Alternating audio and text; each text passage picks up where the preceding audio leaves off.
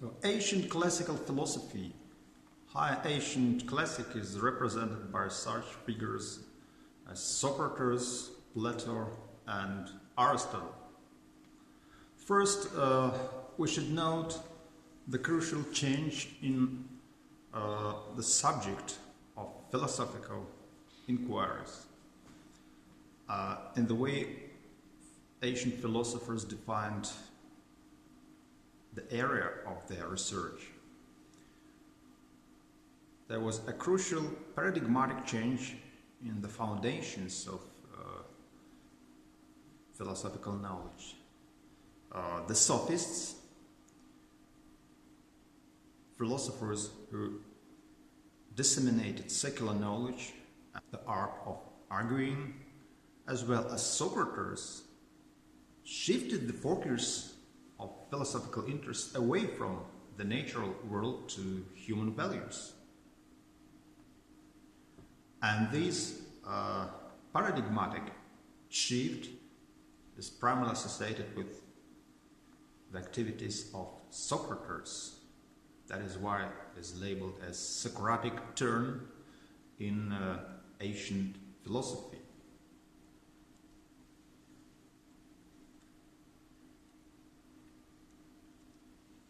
The sophists, among which Protagoras was the most influential, Protagoras, who proclaimed that human being or a man is the measure of all things, as well as Socrates, they suspended the study of the first principles of nature for the sake of inquiry into the questions about the moral quality and direction of human life. So human soul and knowledge, as well as dialectical thinking and the art of arguing, were put at the center of philosophical research interests. And of course, Socrates was the prominent figure in this period. Socrates was an ancient classical philosopher who is typically considered to be a personification of philosophy. Socrates most often describes his philosophical activity as examination. The unexamined life isn't worth living, so that's the most famous of his dictums. And Socrates himself was a really paradigmatic exemplar of the examined life, because Socrates examined himself and his fellow citizens in order to reach or to obtain this superior state, the state of self-awareness. He examined himself and his fellow citizens in order to explore the ways of gaining true knowledge and to make the existence more intelligent. So examination is synonymous with philosophizing, and Socrates he wrote nothing. What we know about the ideas of Socrates and the modes of his thinking and his methods of philosophizing from the works of Xenophon and Plato, because Plato was his pupil, and Plato adopted the method of philosophizing through a dialogue. And in Plato's dialogues, Socrates is always depicted as examining others and refuting or undermining their claims to knowledge, and prompting them just to track the truth, to find the appropriate and adequate way of searching for the true definitions of those things which they claim to know. So Socrates intended to wake people mentally up, just to give them strong motivation, being self-conscious in every act of their existence, and to obtain the true knowledge and virtue, because virtue is primarily associated with knowledge. Socrates was a master of philosophical dialogue, and he used the practice of elenchane, or elenchos. Elenchos, this is a method of testing that involves cross-examination or refutation in course of clever design dialogue. And Plato, Socrates' pupil, describes this method retrospectively in his dialogue Socrates as follows. If someone claims to have knowledge who is in fact ignorant, since his opinions are confused, it is easy to examine him and to bring these opinions together in discussion and setting them side by side to show that they contradict one another. So that is negative effect of applying elenchos. But in fact, dialectically speaking, at the same time, this is a positive effect because it prompts us interlocutors of Socrates to get rid of those false opinions and to start searching for the truth, for the adequate definition of those things that were under consideration. In the abstract, a typical procedure for elenchos is a 6-stage process. First, Socrates asks a question. This is a question which addresses what is called the essential definition of a certain thing or phenomena. For instance, what is courage? What is justice? What is virtue? What does it mean to be a human being? What does it mean to be a good ruler? What does it mean to be successful, or what does it mean to be a skillful carpenter? So one is challenged to give an adequate and essential definition of the property which makes certain things what they are in their essence. What is Fness, for instance? Yeah, F is a property. The respondent answers Fness is G. For instance, courage is standing firm in battle. Justice is helping one's friends and harming one's enemies. Virtue is the ability to acquire good things and to develop your character and to acquire positive traits of character and manifest them in your acts and decisions. Next, Socrates elicits additional beliefs from his respondent. For example, is it possible to stand firm in battle? Because of being frozen by fear? Is virtue always just? Cannot one acquire good things unjustly? Yeah? That's a challenge. That's the test. Those definitions which been introduced by the interlocutors of Socrates, they are tested in terms of their being adequate, in terms of their grasping the essence of those things which are under discussion. And Socrates then shows his interlocutors that their views are internally inconsistent. It is not possible to hold simultaneously, for example, that virtue is the acquisition of good things, virtuous activity is always just activity, and the acquisition of good things is sometimes unjust. Then Socrates' interlocutors realized that they have endorsed an inconsistent set of propositions, and so much they are,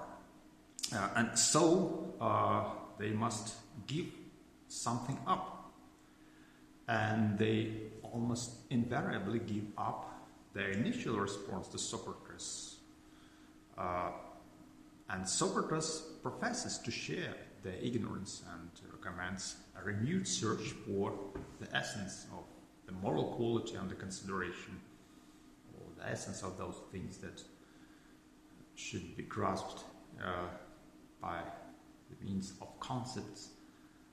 As a matter of fact, almost all of Plato's Socratic dialogues are operating the end in puzzlement with an expression of ignorance. Yet this procedure has some real value. What is the problem of the elenchus? The problem of the elenchus is just how and whether this negative procedure can produce constructive results. And Socrates compares this activity with that of a midwife. Socrates suggests that attempts at refutation are a test for truth as well as falsity. And if a philosophical thesis withstands Socratic examination, it has been shown to be fertile truth. And the Socratic elenchus is designed to free the interlocutor from the false conceit of knowledge, so that the way is open for him to begin to learn, to acquire true knowledge.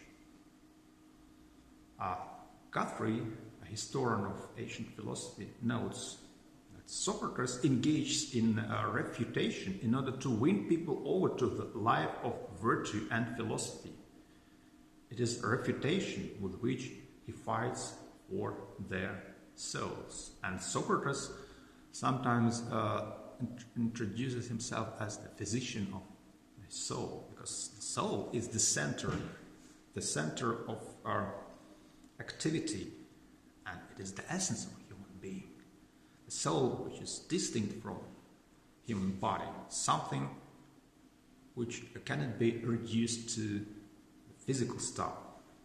The essence of human being is defined just from this transcendent, transphysical or metaphysical perspective.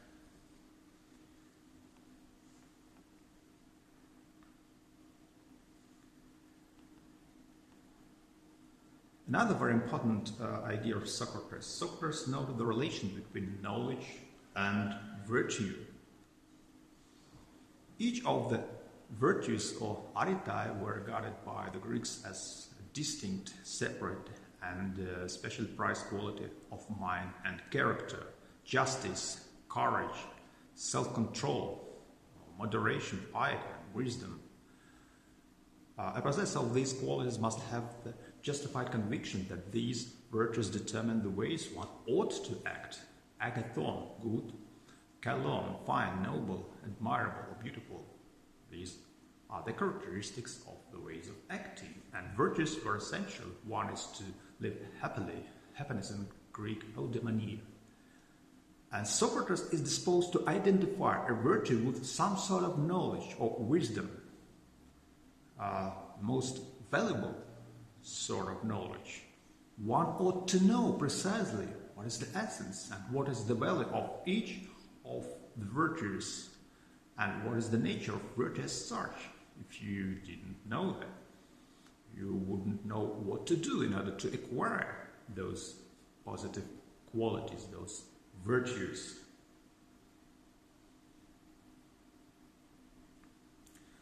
And this view is typically qualified as or categorized as moral intellectualism. That's a rather paradoxical view. What is the paradox of Socratic moral intellectualism? Socrates claimed that no one willingly does evil. All who do evil and base things do them against their will. So weakness of will, or akrasia, is impossible. And in Plato's dialogue Protagoras, Socrates denies the possibility of weakness of will being mastered by some desire so as to act voluntarily in a way one knows is wrong or bad. And all voluntary wrongdoing or bad action is due to ignorance, due to miscalculations. It is due to ignorance of how one ought to act and why, and to nothing else.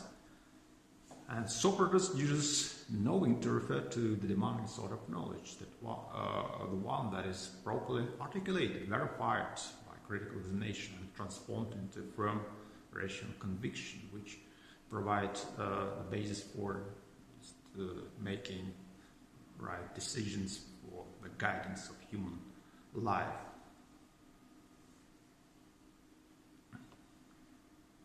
So, Socratic art of philosophizing through dialogue was an excellent manifestation of the strategy of critical examination of our most basic assumptions, of all those things which we take for granted.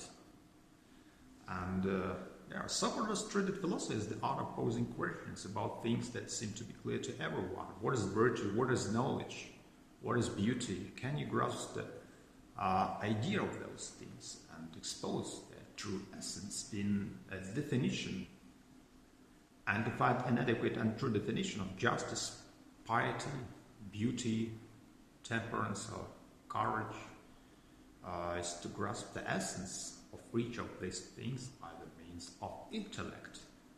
It is the essence of a thing that corresponds to the proper definition of that thing, be it justice or beauty or any other virtue. Socrates makes preparations for the further step, and the further step was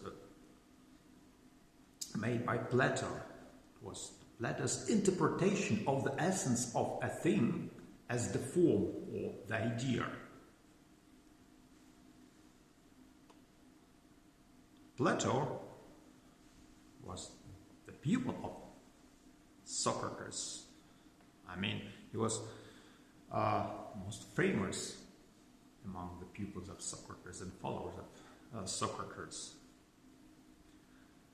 Plato is the most widely studied of all the ancient Greek philosophers. Plato was the greatest pupil of Socrates, and he was also the master of Aristotle. He was the founder of our school, academy, which was the center of science and philosophy.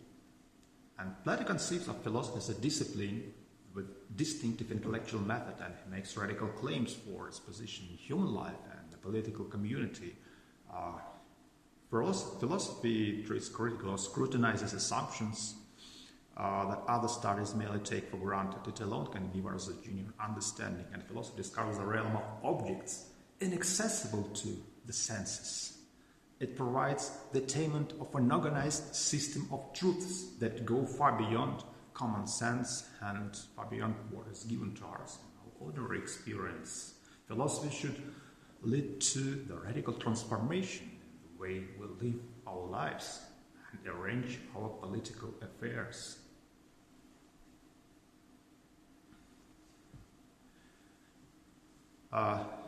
Almost all Plato's philosophical works are dialogue. Plato was a pupil of Socrates, and he mastered the Socratic art of conversation, conducted in a question and answer form.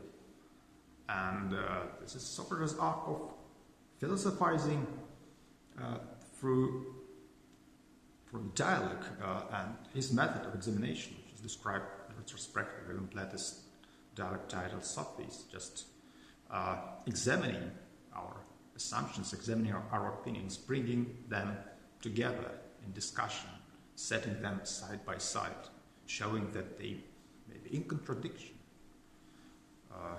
they contradict one another.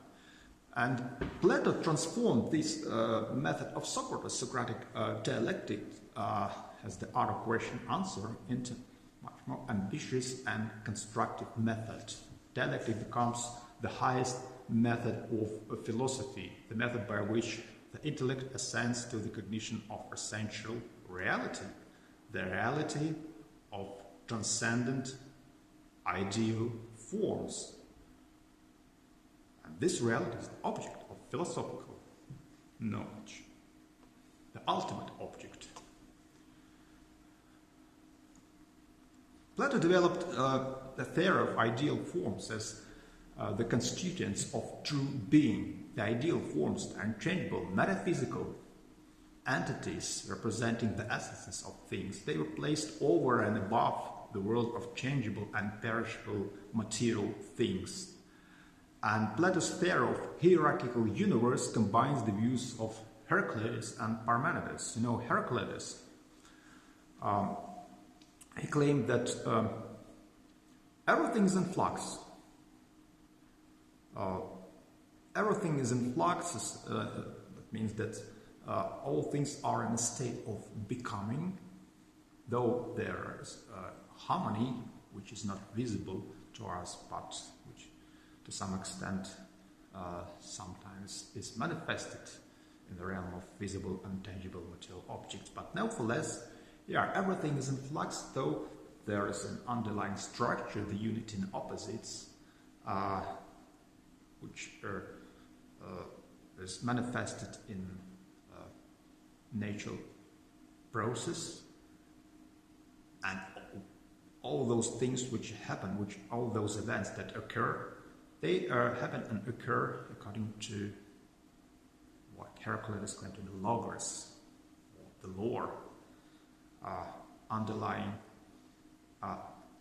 all the measures of things, determining the structural measures and the periods and the overall cycle of what is happening, including the world which exists and which actually wasn't created by any of the gods. The world which he treated of an analogy with ever-living fire. Parmenides claimed that there is only one thing which is really is, the true being, ta'on or onters, and there is no place for change, for becoming, and for multiplicity. That was a paradoxical view. To be means to be invariant, to be devoid of any changes, to be complete. That what it means, just to exist in a true sense, to be absolutely actual. And Plato combined the views of Heraclitus and Parmenides. Cosmos, the universe of changeable material things, is the world of becoming, in which everything seems to be in flux. But there is a realm of ideal forms, metaphysical entities. They exist over and above the world of changeable and perishable material things. And these ideal forms, organized in a hierarchical system, they are the constituents of true being, of this inherent, unchangeable reality.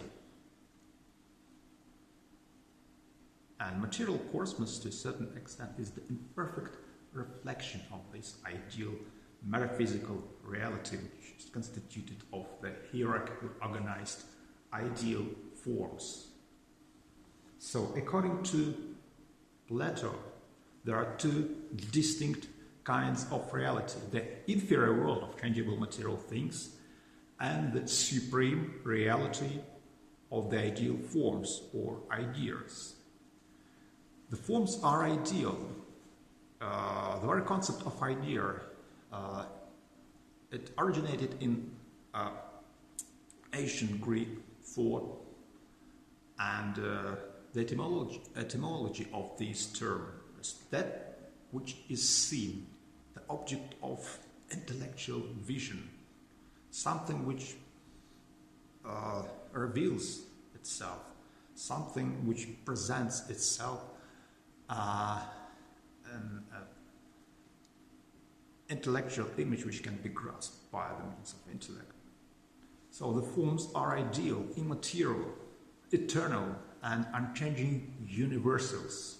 Because, the form of a human being is universal, because to be human, that is what can be truly said of Socrates, of Plato, of you, and of me and myself. I'm a human being, that's how I identify myself here. So, I mean, universals are those things or those predicates that can be truly said of many things, and Plato substantiated these universals, those properties. So forms, first of all, they are eternal and unchanging universals. They represent the true essences, and they serve as original models or paradigms for particular material things. Forms or ideas are the constituents of being. They exist over and above the realm of particular contingent beings, tangible material things. And corresponding to these two kinds of reality are two distinct epistemological states. One is doxa or opinion. It is focused on sensible entities in material world. And the other is knowledge, epistemenesis, the object of knowledge. Is the realm of ideas. All ideas can be objects of our knowledge. We identify this or that particular material thing insofar we recollect the idea, which is to a certain extent is exemplified by this or that particular material thing. In order for a human being to have genuine knowledge, as opposed to belief or opinion, the object of that knowledge must be immutable, that is unchanging. And immutability, unchangeability is an exclusive property of the forms. And in Plato's later dialogue, Republic, the being of the forms is introduced on epistemic grounds as the object of knowledge, noesis. That is the highest form of knowledge. That is not something which is mediated by discursive activity. This is the fundamental grasp of the truth. All the imperfect reality of the sensible entities is object of opinion or doxa. So in order to obtain true knowledge, we should somehow try to ascend to this transcendent reality of ideal forms, or simply just recollect the prototype or the essential paradigm, which is instantiated or exemplified by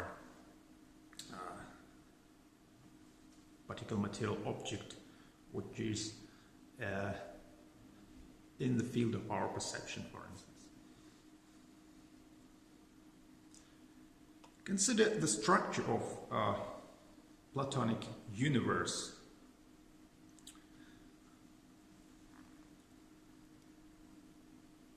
First, there is a fundamental metaphysical distinction between two forms of reality, or between two layers of reality.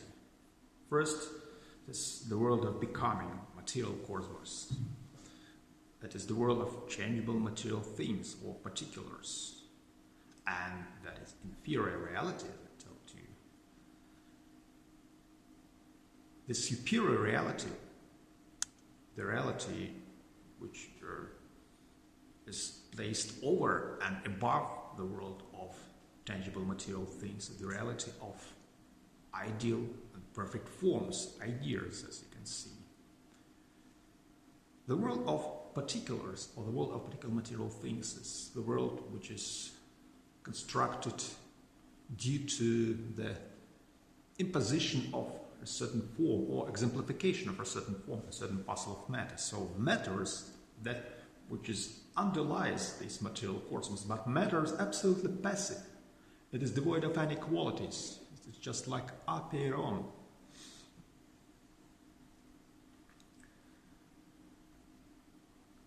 And ideas are somehow imposed on this matter. In one of his dialogue, the Mares, Plato introduces the figure of Demiurgus, the artisan who forms things imposing ideal forms on the parcels of matter. The artisan, the divine artisan, is not the creator of the world. He simply just transforms this indeterminate material stuff into something determinate, something which exemplifies a certain ideal form. He takes those ideal forms as models and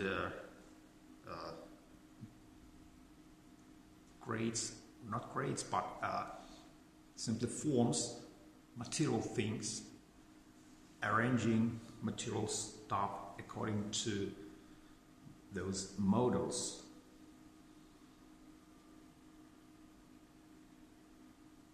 The realm of ideal forms is a system which is hierarchically organized. There are different levels in this system. The lower level includes forms that can be imagined, including geometrical entities, like the perfect circle. The higher forms include concepts that humans cannot imagine, such as the forms of truth, beauty, and justice.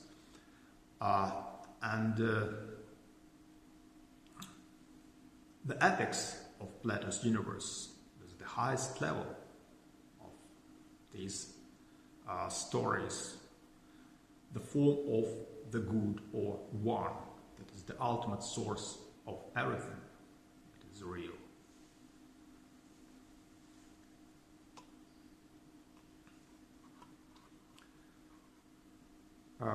We should note that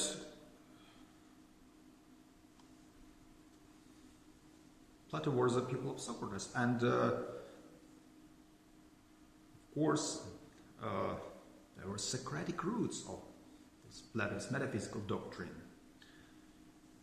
Socrates treated philosophy as the art of posing questions about things that seem to be clear to everyone. So Socrates asks his customer question: what is the essence of this or that thing? What is F?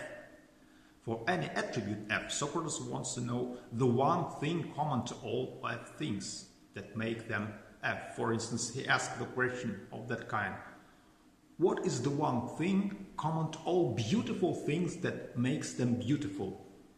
Or what is the one thing common to all just actions that makes them just? Can you grasp the idea of those things and expose their true essence in a definition? So the definition must be just general and concrete enough to cover all the possible cases, all the instances of this attribute or property. It must represent the very idea of a subject at issue. And Plato also held that there must be an unambiguous universal principle of justice, goodness, or beauty, the one which explains the nature of these things, presents their inherent essence, and provides a criterion for the identification of those things and discrimination between them. And to find the proper definition of justice, piety, or beauty is to grasp the inherent ideal essence of each of those things by means of intellect. The further step was the interpretation of the essence of a thing as the form or the idea existing over and above particular things. So, in one of the later dialogues written by Plato, in the Republic, Socrates distinguished between philosophers and those whom he calls sight lovers. And the sight lovers believe in many beautiful things, but not in beauty itself, whereas the philosophers believe in beauty itself and are able to distinguish it as one thing apart from the many beautiful things. And Socrates also says that the sight lovers mistake resemblance for identity. They believe that beauty is identical with many beautiful things, whereas in fact the many beautiful things resemble beauty. And Socrates says, I want to show you the nature of the course which has occupied my thoughts. I shall, first of all, assume that there is an absolute beauty and goodness and the like. Grant me this, and I hope to be able to show you the nature of the course and to provide the immortality of the soul.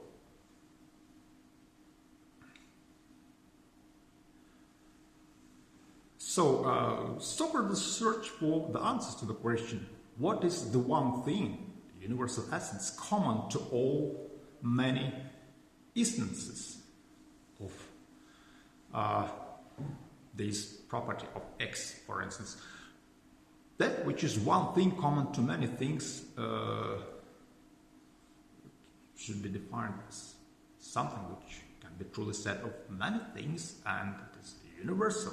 So Aristotle reports that Socrates focused his inquiries on the ethical virtues and sought to define them universally, the essence of justice, or the essence of piety, that which can be truly said of many just things, or just actions, or pious actions.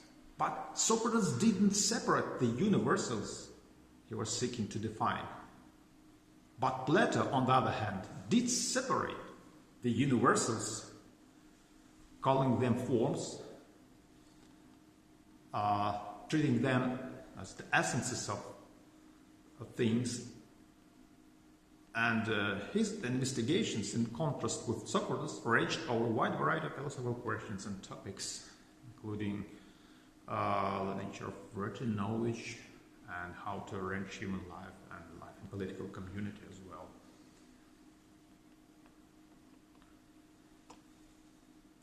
So, that means that Plato's theory of forms was based on the ontological interpretation of the essences. Plato believed that there must be one and the same essence, which is somehow realized or actualized in the attributes of those things which are identified on the basis of outlining this same property which is essential to those things. For instance, Plato believed that there must be one and the same thing, beauty or essence. The essence of beauty which can be functionally introduced as the model for many beautiful things. And this one and the same essence, the idea of beauty, is that which is exemplified by many things which we perceive as being beautiful. So Plato treated the essences not as mere conceptual universals corresponding to a definition, but as real metaphysical entities. And Plato's separation of forms involves two claims: that the forms are non-sensible objects of knowledge, distinct from sensible things which are objects of opinion, and the forms have separate existence and do not depend on their participants for their existence. And you see, Plato postulates that there is ontological distinction between the world of being, which is constituted of those unchangeable and perfect forms, and the world of becoming. You know, actually, in the dialects such as the Symposium and Phaedo, Plato introduced this theory of eternal and changing being, and he even used the concept of being. You know, Plato has taken over from Parmenides this concept of being, or what is Tom. Being as an unchanging reality, accessible only to thought or rational understanding, nous. Being was defined by contrast with the changing realm of becoming that is accessible to senses. But Plato's conception of being differs from that of Parmenides in two respects. Platonic being exists in the plural, ta onta, of the things that are, corresponding to the plurality of ideal forms, the constituents of being. While for Parmenides, being is a unique one, absolutely complete, devoid of any multiplicity. For Plato, becoming is thought to have a certain measure of reality, because it is the intrinsic feature of our material cosmos, whereas its ontological status for Parmenides seems to be that of appearance only. So becoming is only appearance according to Parmenides. So the world of becoming is the world of changeable material things. In contrast to it, Plato grants the realm of ideas with the status of true being. Let's summarize and explicate some of the basic principles which determine the logical structure of Plato's theory of forms. Anthony Kenny actually summarizes and explicates a number of Platonic theses about ideas and their relations to the things in the material world. First, the principle of commonality. Wherever several things are F, this is because they participate in or imitate a single idea of F. For instance, if A, B, and C are all red, then this is because they have the property of being red in common. That is why we call this redness universal. And we learn the meaning of red by seeing what is common among the red things. And they must be only a single and universal idea of redness. Otherwise, we couldn't explain why things colored red have something in common. The second principle, the principle of separation. The idea of F is ontologically distinct from all the things that are F. Each form is unique in the sense that there is just one form for each group of F things. And each form is numerically one, in the sense that it doesn't have scattered existence. And since a form doesn't have scattered existence, it must exist separately from its participants, from its particular exemplifications. Material cosmos. The principle of separation is very essential. Plato had in mind ontological separation, those ideas that exist over and above the realm of material things. The principle of self-predication, the most problematic one. The idea of F is itself F. What was basic Plato's intuition behind this thesis? Idea of redness must be itself perfectly red. Idea of wetness, for instance, must itself be perfectly wet. Plato applies this principle to the soul, for instance. The soul is that which makes a body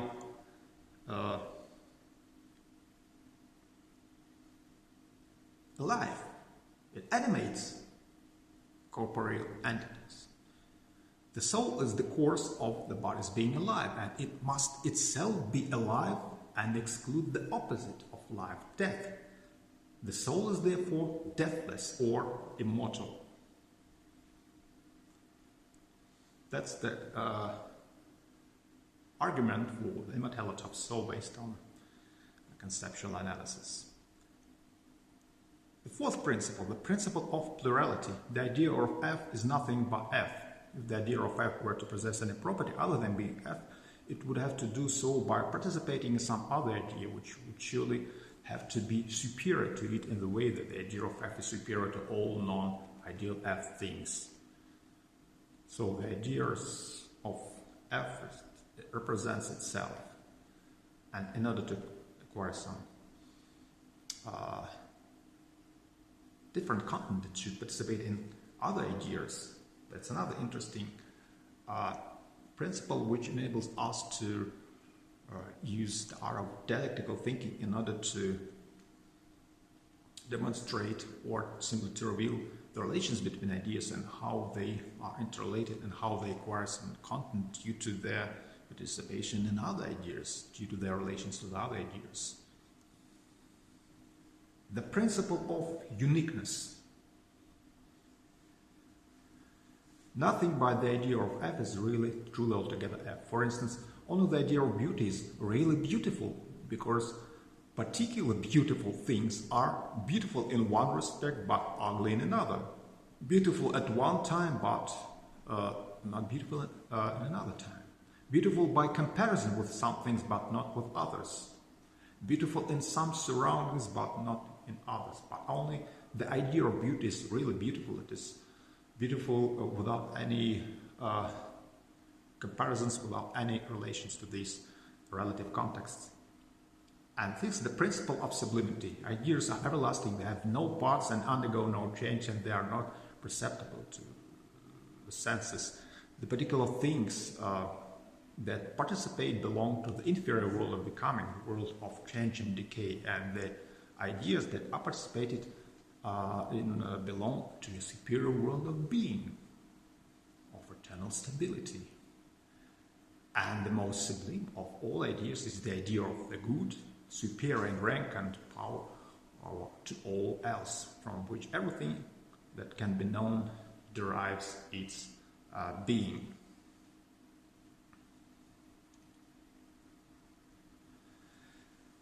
Yet there were lots of criticism with regard to this theory of forms, and even Plato was aware that there were some controversial implications of his theory of form. For example, consider one of the most noble argument against Plato's theory of forms. This argument, the argument which is labeled as the third man argument, shows that the principles on which Plato's theory of forms was based were mutually inconsistent, in the sense that they entail inconsistent consequences. Let us suppose that we have a number of particulars, each of which is f. Then, by the principle of commonality, there is an idea of f, because wherever several things are f, this is because they participate or imitate a single idea of f. This, according to the principle of predication, means that the idea of f is itself f. So, first is the principle of commonality. There is an idea of f. Wherever several things are f, there is because this is because they participate in or imitate in a single idea of f. For example, whenever several things are beautiful, this is because they participate in or imitate a single idea of beauty. Then, by the principle of self-predication, the idea of beauty is itself beautiful. But now the idea of f, or the idea of beauty, and the original particular beautiful things make up a new collection of things identified by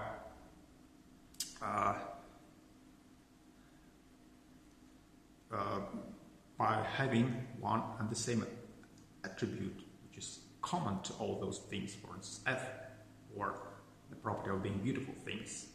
By the principle of commonality, again, this must be because they participate in an idea of f or an idea of beauty. So, by the principle of separation, this cannot be the idea of f or the idea of beauty first postulated, because this idea is distinct from all the things that are f. So, there must be another idea of f or another idea of beauty.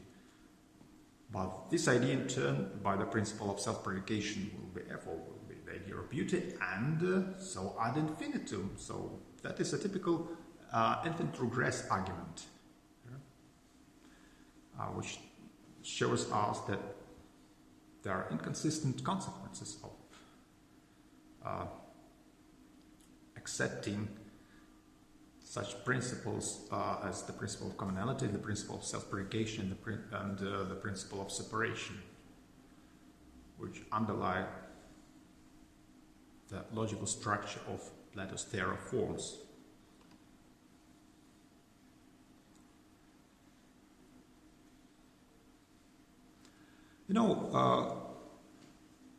Also we should note Aristotle's criticism of Plato's theory of forms.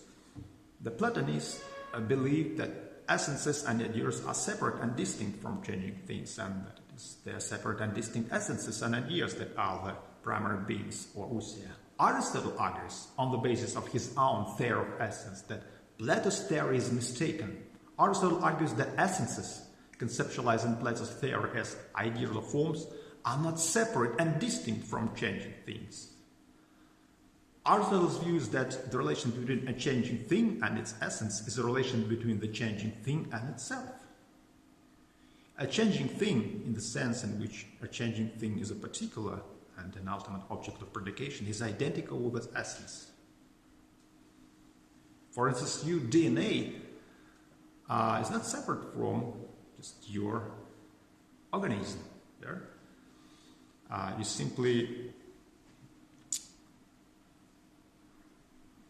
develop according to this genetic program, which is built in your organism and determines your physical evolution, and there's no need to separate your DNA, though it is some features of your DNA are shared by the members of your family.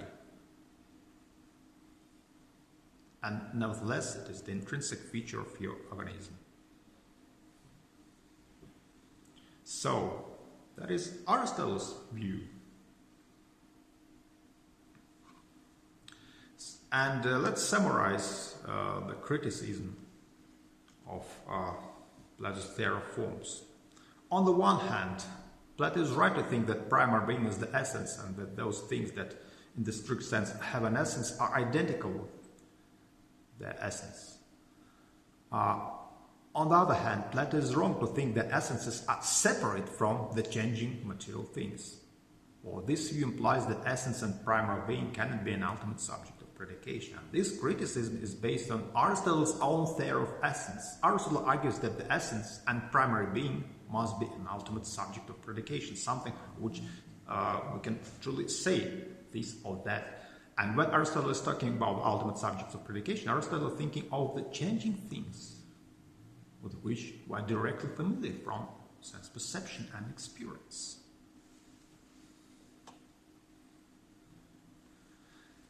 Plato and Aristotle are both engaged in the task of explaining how these things, the things with which we are familiar from our sense experience, can be something and something determinate in the first place.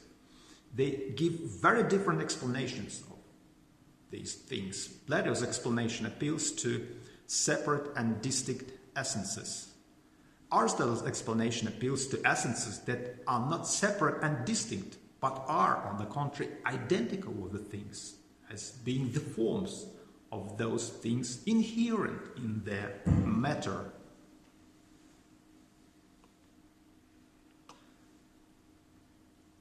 Now let's turn to Aristotle.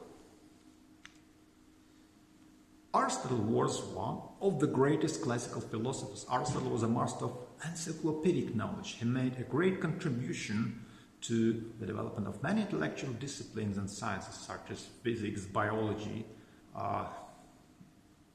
psychology, logic, rhetoric, ethics, politics, and of course philosophy and metaphysics. Philosophy, according to Aristotle, is a theoretical inquiry into the first principles and causes. Philosophy shows the way to wisdom, Sophia, and helps us to follow this way. And wisdom, as the kind of knowledge intrinsically most worth having, and Aristotle treats it as a virtue. Wisdom as such consists in understanding the most general truths of all, which are the fundamental principles and causes that govern everything. Consider the corpus of Aristotle's works. Works on logic, they are unified and edited and issued under the umbrella title Organon. Categories on interpretation, pre-analytics, post-analytics topics. Theoretical sciences.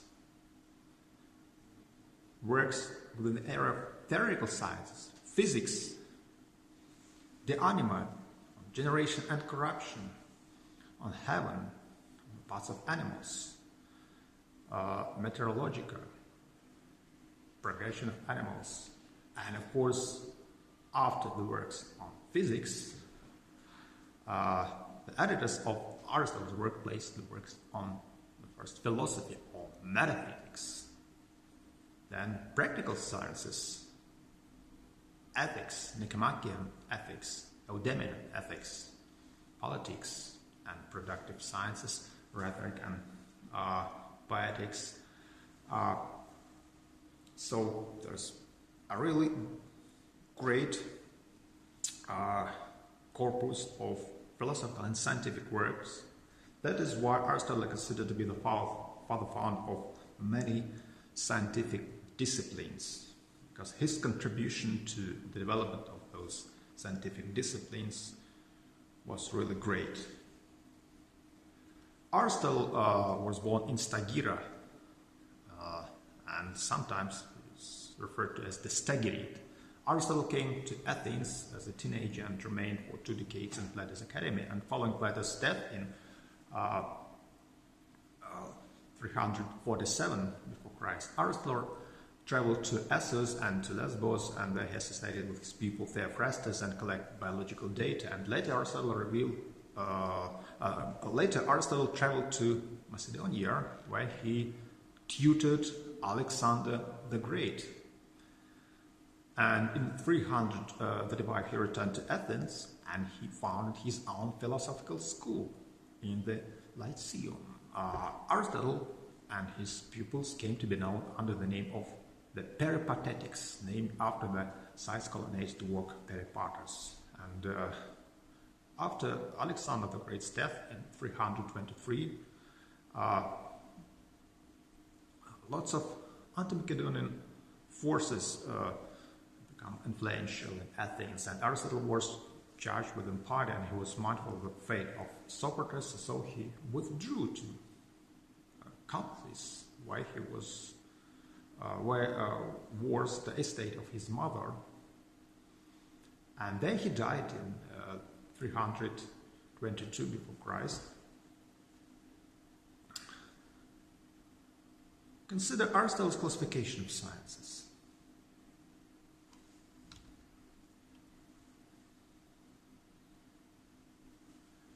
Aristotle divides all knowledge into theoretical, practical, and the productive. So theoretical sciences seek knowledge for the sake of knowledge itself. Theoretical knowledge is an understanding of the truth merely for its own sake, and among the theoretical sciences are first philosophy of metaphysics, mathematics, and physics or natural philosophy. And the subdivision of physics comprises topics in nature philosophy in general, but also special sciences such as biology and astronomy. Practical sciences concern conduct and goodness in action. The goal of practical knowledge consists of the activities of life, ethics and politics.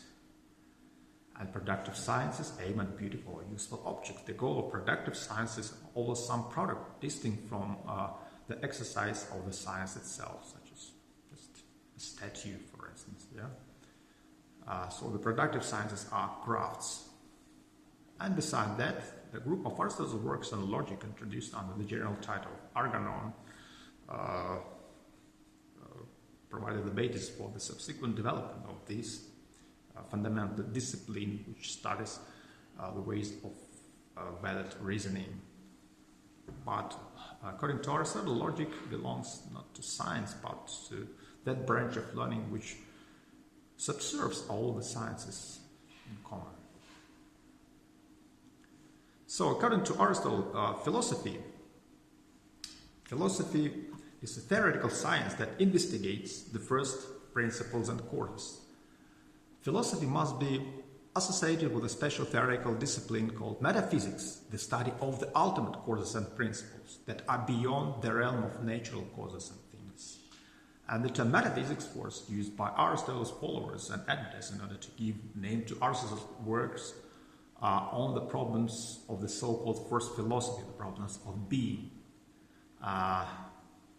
In general, these works were classified and placed after the works on physics. And the first philosophy of metaphysics is one of the most complicated and theoretically elaborated philosophical studies of the ultimate causes and principles of being, and it also reveals the common presuppositions of the other sciences. And Aristotle treated metaphysics offers philosophy as the universal science.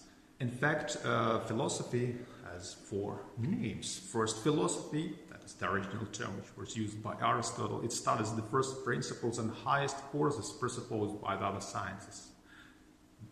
The second thing, the science of being. Every science presupposes that it studies some sort of being, and the science of being is a theoretical study of the nature of being as it is, being qua being. The third name, which is used in order to refer to this field of inquiry, theology. Because first, philosophy is not only first insofar it is the most universal, but also insofar as it deals with the primary sort of being, the sort on which all other beings depend. The primary sort of being is substance, and the primary sort of substance is divine substance. Hence, the science of being must study divine substance. And finally, metaphysics, the metaphysics of the things after the nature of things. It is after or beyond the study of nature, because as theology it studies entities outside the natural order. But as first philosophy, it starts from the study of nature, which is prior and better known to us. It starts from the study of the realm of material things, and it tries to explicate the concept of being, first of all, with reference to those material objects. And it goes beyond, beyond this realm, the foundations and presuppositions. The other sciences and metaphysics is the study of the ultimate causes and principles that are beyond the realm of natural essence of things, beyond what is presupposed by and what is implied by the assumptions of natural sciences.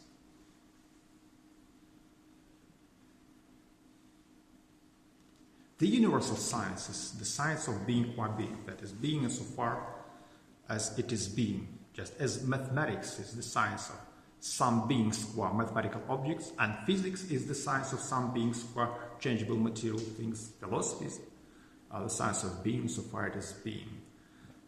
It studies being itself. And Aristotle says that this investigation is search into first principles and causes. Metaphysics investigates the reason that there should be being at all, whereas the other sciences study the reason behind various manifestations of being.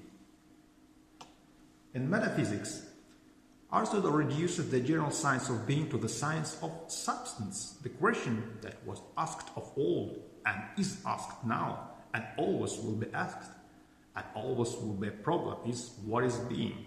And this is the question, what is substance? Substance means what fundamentally is in the world. The attempt to answer the question, what is substance, is to attempt to identify the things that don't depend on other things for their existence, but are such that everything else depends on one and more of them for its existence. That is the view Aristotle presents in his early work, Categories. For Aristotle, substances are the things which exist in their own right. The term employed, ousia, being, was later translated in Aristotle's use of it as substantia, substance. But originally the word ousia is an abstract noun form of the feminine participle ousia, being, of the verb einai, to be.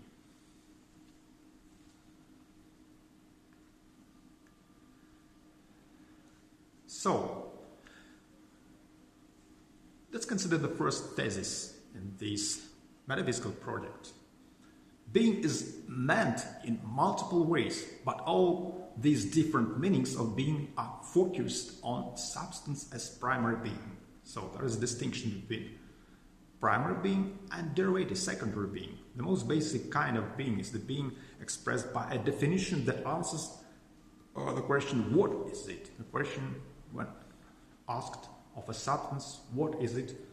That which is, that is the question which addresses the essence of those things that are real. It addresses that which makes those things substances.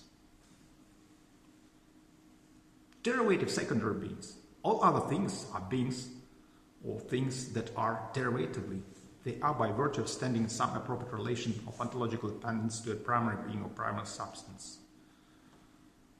For example, we can take it following the lines of Aristotle's reasoning in categories, particular material things such as this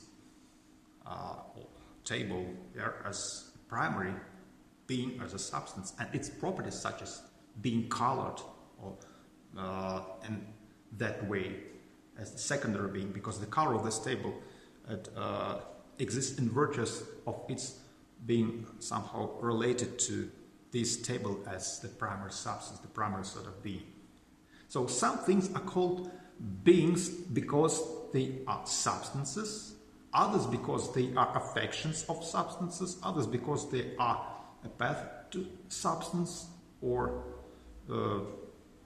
destructions or privations of or doings of substances, or productive and generative of substances, or belong to things spoken of in relation to substance.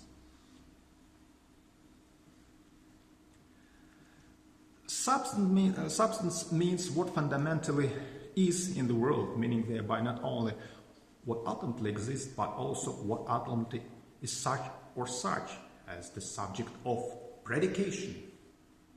To predicate is to say something true of something. For instance, this or that man, say Socrates, is the primary substance or primary being. And what can we say true of Socrates? Socrates is a living being. Socrates is snub-nosed. Socrates is educated. Socrates is a teacher of Plato. All those things are what is said, predicated of Socrates, or what is true of him. What is predicated of him as the subject of predication. So all these predicates, being snub-nosed, being educated, being a teacher of Plato, they fall under different categories, and each of these categories represents a certain profile of being. It highlights some aspect of reality of this thing which is denoted by the name Socrates. So in his work, Topics, Aristotle introduces the categories as different kinds of predication. These are such items as a man, essence. For instance, Socrates is a snub-nosed, that is quality. Socrates is a teacher of Plato, that is a relation. Socrates is sitting right now, that is position. Socrates is being charged of impiety, that is the category of being acted upon. Socrates is examining his fellow citizens, that is the category of action. That's what can be predicated or truly said of the very same thing, namely Socrates, and these categories, those modes of saying something of Socrates as a primary being, highlight different aspects of reality.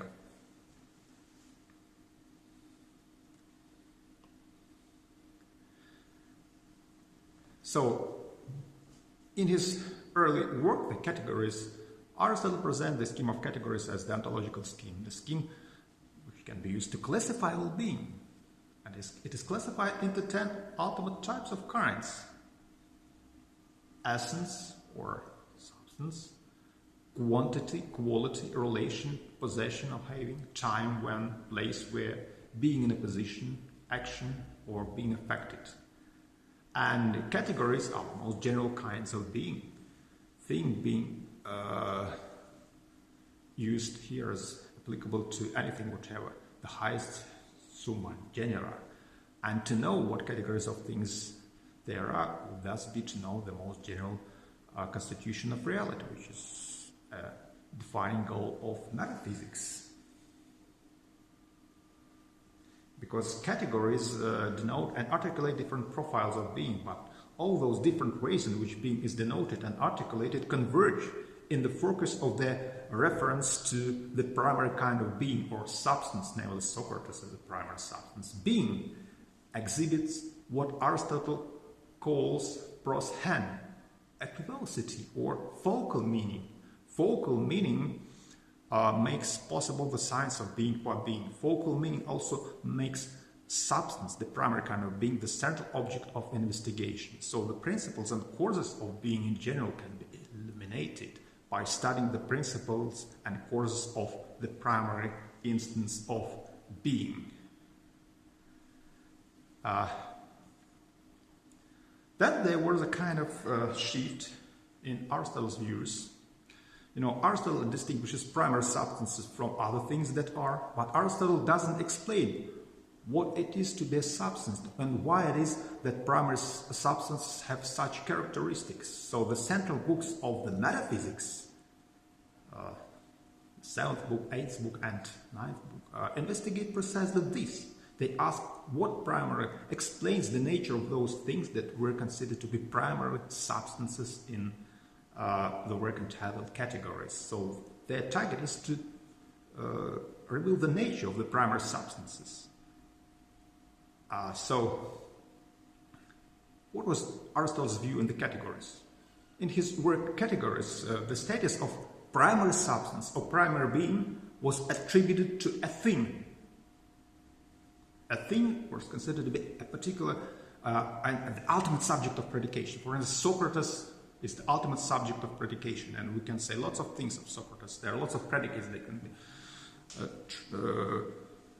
said of Socrates that can predicate it, lots of attributes, lots of modes in which Socrates can be considered and described. So Socrates is the ultimate subject of predication, and there is a set of categories highlighting different aspects of his reality. But Aristotle modified his view in metaphysics.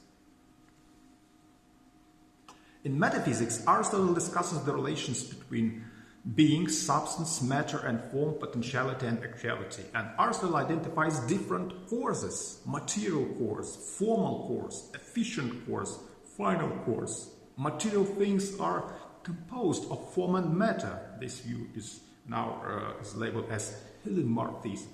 And there must be the cause of change and motion, the efficient cause, and the final cause, the goal, the purpose, which is built into this entity. And in metaphysics, Aristotle gives proof of the fact that the substance or primary being must be sought among these structural features, that is, form or matter, or the compound of form and matter. And finally, Aristotle gives proof of the fact that it is the form or essence which is ontologically basic constituent of everything's being.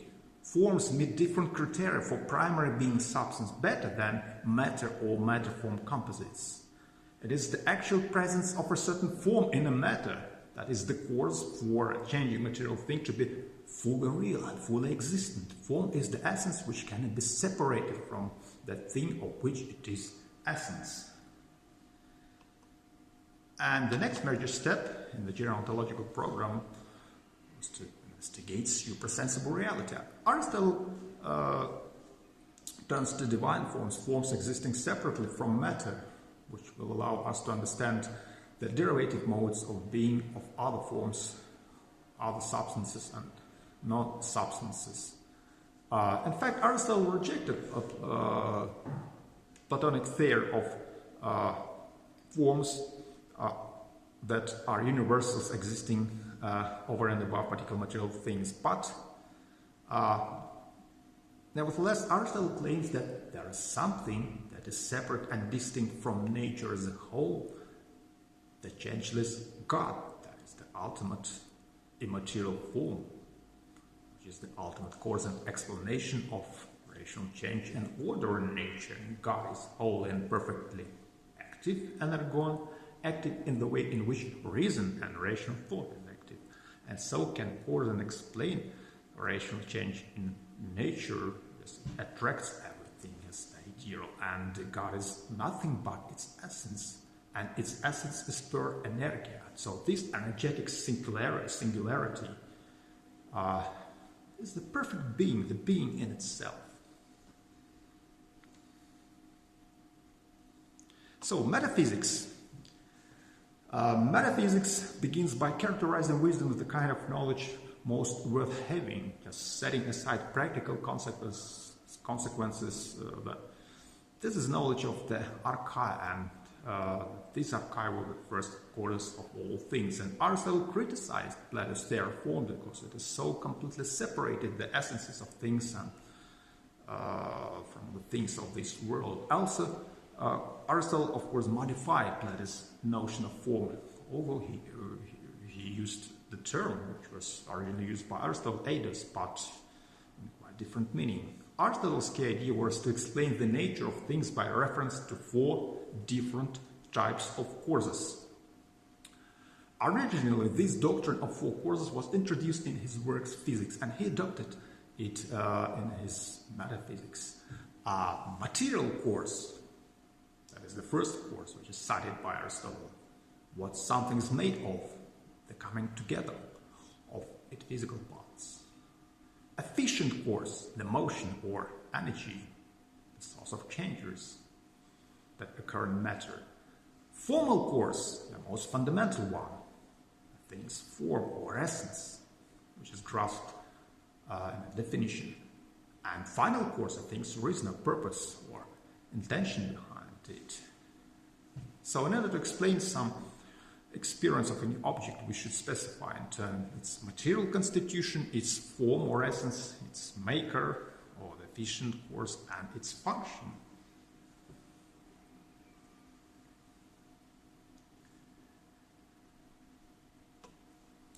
Let's consider each of these causes. First, we'll start with material cause. There's some object X. What X is made of or comes from? The matter, Huli, is a passive element devoid of any ability of self-generation, self-motion, and self-formation. It is almost nothing without form. Matter is always to be understood in relation to form. That means that the form which makes the material thing into the determinate and well-defined thing that it is the form, really, which is the basic ontological element which arranged matter into a well-defined and determined material thing. For example, the bricks and timber of a particular house are the matter of the house, only in relation to the form of the house, the structural principle which, when combined with the bricks, results in the house. By themselves, the bricks are not the matter of the house, for they might not have been formed into a house, but into a different kind of material thing, and perhaps they might even have been left unformed into any material thing. The most fundamental among these 4 causes, the so-called formal cause. We can introduce simply a formal cause to the shape or structure, because shape and structure is similar to the external, accidental manifestation of form as essence. The shape of an object may be accidental, such as the height or the weight of a man or the size of his head. It may be in no relation to the nature of an object. In case of a house, the formal cause is, first of all, something which is fixed in ideal plan, and Aristotle would consider it to be its form or eidos reflected by the structure of a building, and its material cause is represented by the bricks which it is built. In a broad sense, the formal cause represents the determination of the essence or the nature of thing. For example, if we are to talk about some natural substance, natural stuff which falls under the so-called natural kind concept.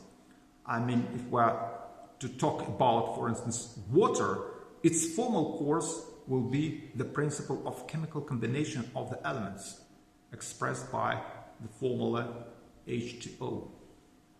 And the elements, hydrogen and oxygen, will be identified as the material cause, but the formal cause is the principle of the combination.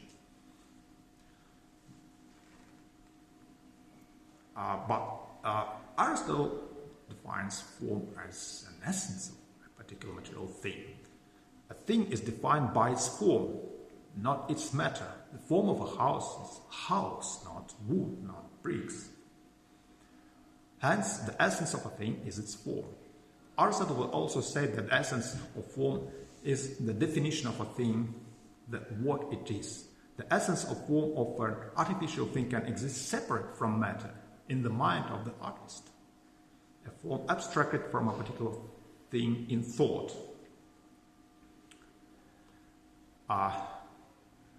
Or let's consider the following issue. What is the formal course of a living being? Living creatures may have different external articulated corporeal shapes. But what is more essential in the principle of organic unity, which is able of being alive? What makes them alive is a soul. It animates their bodies and makes the ability of being alive actual. That is the formal course. The soul, psyche, is defined as the form of a body with a potentiality for life. And so we take the organic unit of a certain corporeal shape as being alive and point out to the formal course, definitely the soul, and the corporeal shape as an aspect of organic unity is its external manifestation or the instrument of its operation. And in the case of organic unity, the formal course taken in its operation turns out to be the efficient course because it is the form of an organism precise with the activity of the soul. That is the source of life in this corporeal entity, and formal and the final causes may coincide as well. Efficient course. What puts the form in the matter? Some objects are produced artificially and some by natural forces. For instance, the artist causes the being and growth of a house. A living thing is brought into being and thus caused to grow by its parent through the process of generation.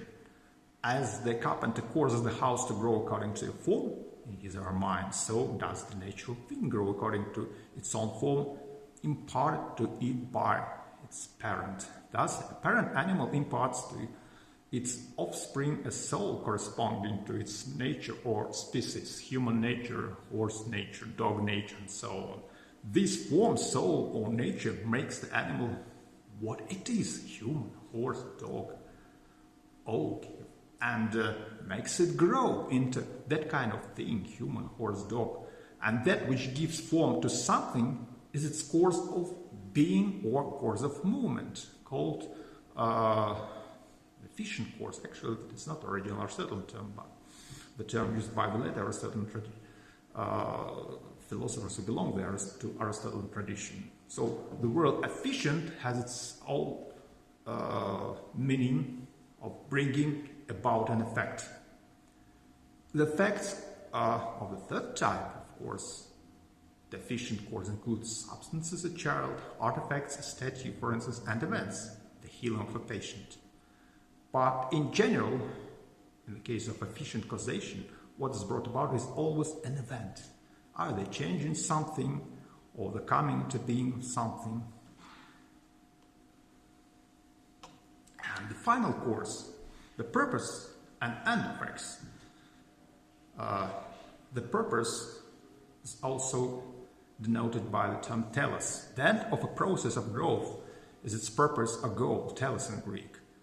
And the later Aristotelian tradition called this goal the final course, the end of a process taken as explaining why it happened this way. And in Aristotle's own terms, the end was that for the sake of which a process occurs. Thus, the adult form, an animal, is the end of its process of growth, that for the sake of which the child is growing. Aristotle adhered to the position which incorporates the principle of objective teleology. What is objective teleology? Telos is purpose, and purposes are built into the entities, are built into the nature. Not all artificial objects produced by deliberate activity of a man are subjected to explanation, which involves the concept of final cause, but also natural things or entities in the realm of nature. A natural thing can be explained in terms of its purpose or end, which is the final state of its being actual, the maximum of its reality, the one that is reached when the characteristics, potentialities of its nature have been properly and notably actualized.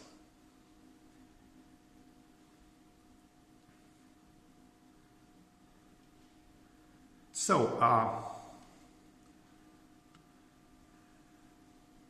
the concepts of matter and form are related to the concepts of potentiality and actuality. In metaphysics, Aristotle introduces the distinction between matter and form synchronically, applying it to an individual substance at a particular time. Aristotle also applies the distinction between matter and form diachronically, across time. Thus, in the process of formation, there is a difference between two ontological states. What is, what actually exists, or what has already been formed, and what is still coming to be, what is still information, becomes salient. So this connects the matter-form distinction to the distinction between potentiality dynamics and actuality, entelekia or energia.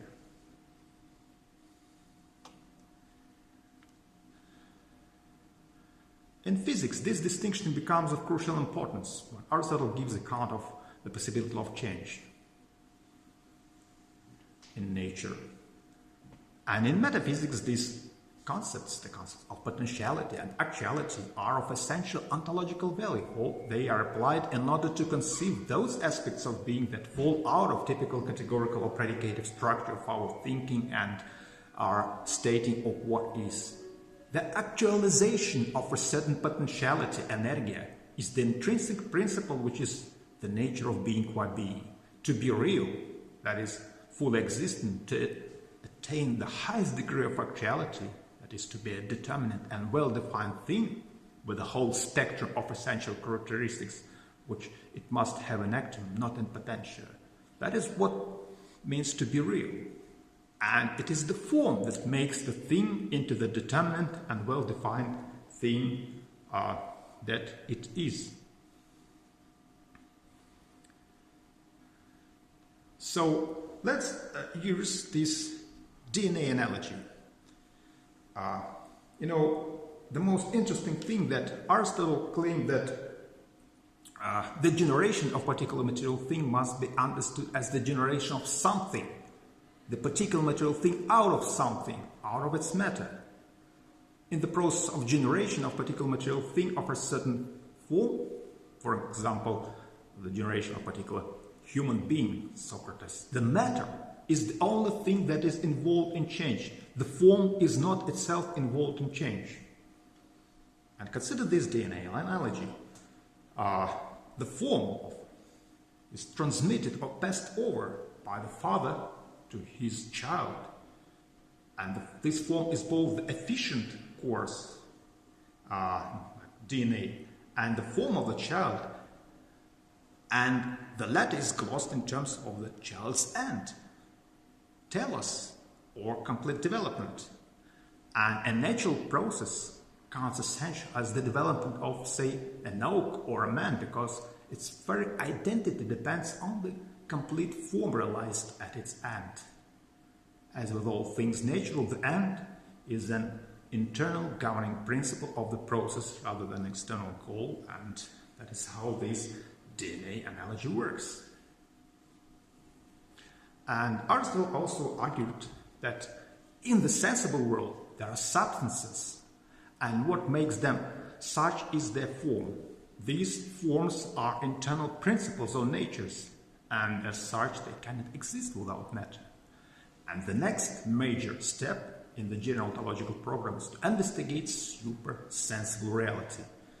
So the last 3 books of the metaphysics are concerned with the various non-sensible items that have been thought to be substances. So, books and argue that although mathematical objects exist, they are not substances, and Platonic forms do not even exist. Nonetheless, there are super-sensible beings of a different kind, and this supreme super-sensible being is the unmoved mover or God. The unmoved mover is an entity of the highest ontological value. Aristotle gives an account of the unmoved mover, and the unmoved mover is itself unchangeable, but it is an eternal source of the motion of the outmost celestial sphere, and being the final cause of that motion, it moves as an object of love. God is incapable of being other than it is, and as such has no matter, but rather is being the substance of which is actuality or energia. This actuality is activity of the best sort. intelligent activity. So the unmoved mover or God is a living being which is eternally engaged in the best kind of thinking, the best kind of intelligent activity. And God's intelligence is not a thinker of us or of the universe, but rather is a thinker or intelligence itself. This activity is the good, and that is the source of the order and goodness of the universe. So, to sum up, the unmoved mover is a course analogous to those courses and principles of perceptible substances studied by the special sciences. But God is the final course of motion in the atmosphere, and this is analogous to the way in which the nature of an animal of some type is the final course of coming to be of animals of that type. And this eternal activity, energia, is God's nature. It is analogous to the actuality of perceptible substance. To understand actuality, we start with an understanding of the manner in which a change is an actuality, and then move to an understanding of the substance of perceptible body as an actuality. And the highest course is grasped when we attain an understanding of the best and most perfect actuality, and this is an understanding of God. So,